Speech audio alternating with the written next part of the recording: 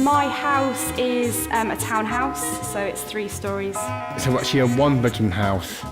2-bed, but it got extended. A semi-detached house. A converted milking parlour. Yeah, it's in the middle of everyone else's houses, so it's wedged. I've built extensions on it.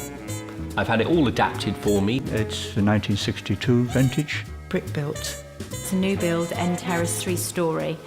A brick house, but rendered. A fabulous light-filled space. I live on a 60-foot long narrowboat, yes. That's about it. Well, my type of house is a post and beam house, built in a factory in Germany and assembled on site, basically. So it's ash, stainless steel and glass. The whole sides of the house come in. They have blinds installed, they have electric installed, they have the windows installed. The roofing structures are all prefabricated ready, so that it is a very easy job to put together and have a structure that is completely square and upright. And unlike a lot of people who build their own home, we knew exactly what we were getting before we got it. I think what is special about my house is that it's filled with curious objects. The collections consist of things that I pick up, so there'll be collections of feathers which will morph into collections of stones. They will then be collections of toys. There's photographs of my family and my children.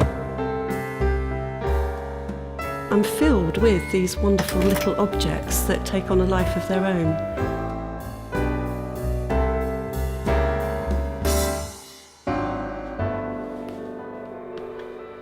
We have a lovely view from this house. The thing we see immediately is fields, trees and cows. In fact, our views go down 360 degrees. You know, we don't have to worry about neighbours getting disturbed. For instance, I play the saxophone as a hobby, and I can do that without disturbing neighbours at all.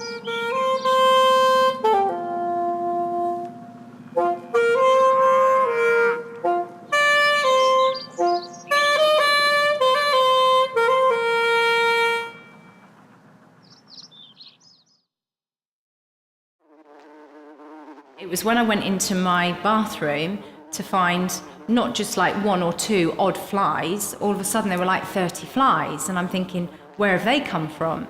And then we went up into the loft space, and this is when I said it was like a bush tucker trial, because we opened and all these flies just swarmed out.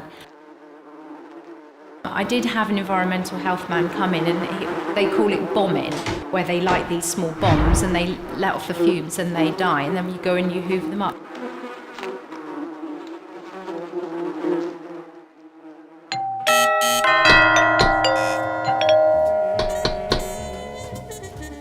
We've lived in Aylesbury for about 18 months. I was born and bred in Aylesbury from '69. I've lived there 7 years.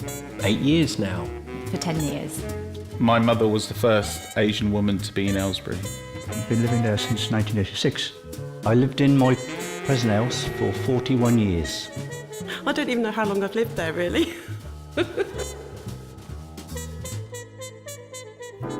Yeah, there's quite a lot of competition around my area where we live. Just basically who does the best decorated house.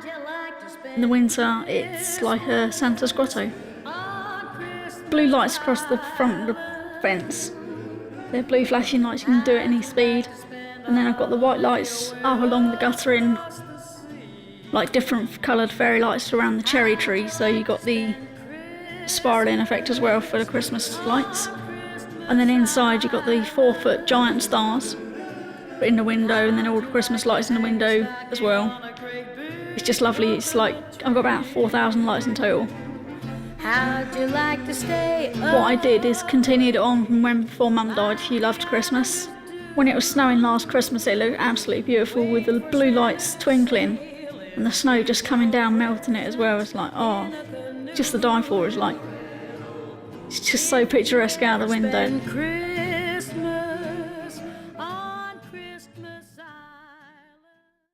What I like most about the boat is the freedom.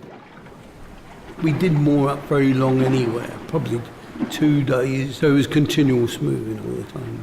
There was no peace for the wicked, you know. Living on a boat, I don't miss anything about living on land. It's great, you know. There's nothing I miss. There's nothing to miss.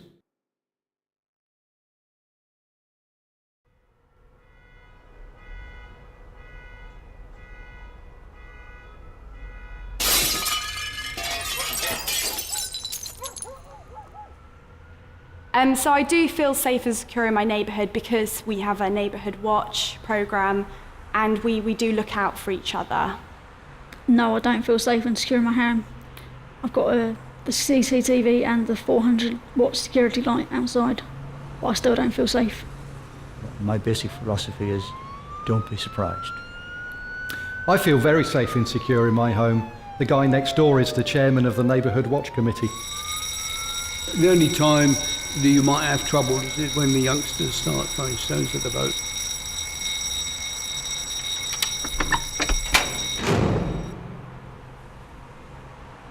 At least 3 of our neighbours have keys to our house, and they're on my alarm system as well.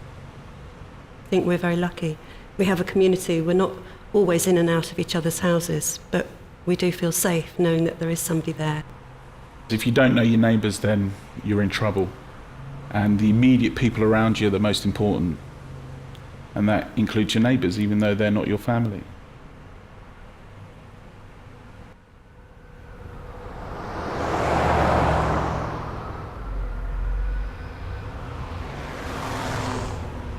Now with all the houses and people coming in and using the rat runs to get into Aylesbury, all the roads into Aylesbury are congested. The traffic has got horrendous, especially weekends with the parking.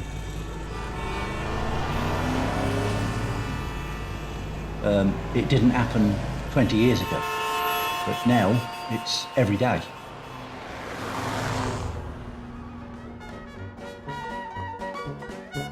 I enjoy cleaning. It's good fun. I always get tidy in my house, knit back, tidy. 2 hours a day when cleaning. Clean the whole house from top to bottom. Absolutely spotlessly clean.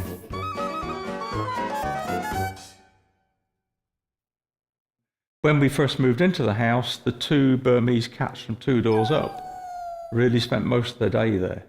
I had a little dog, who was a little Shih Tzu, and then I had a cat as well, a Ginger Tom. When we moved onto the boat, we had a Jack Russell and an Alsatian. Yeah. No, we have no other pets, just the 2 sheep. So I used to keep fancy pigeons. Over the years I've had everything, pig, sheep, everything. Not just for pets, I rear them for food.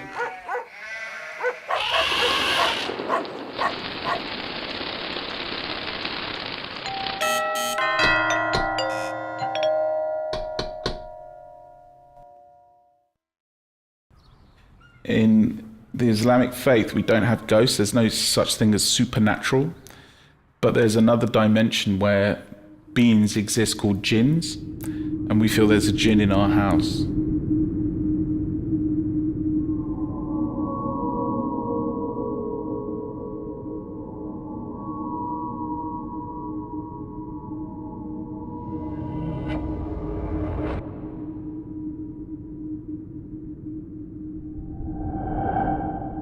And sometimes that jinn likes what we do or doesn't like what we do. It might be here now, and they just get on and do their own thing.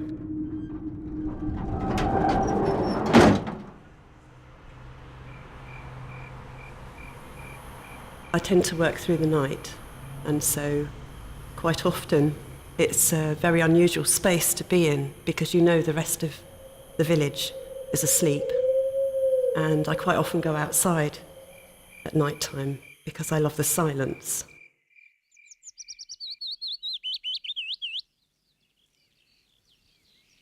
I nearly always see the dawn, and I nearly always greet the birds in the morning because I'm always up and around then.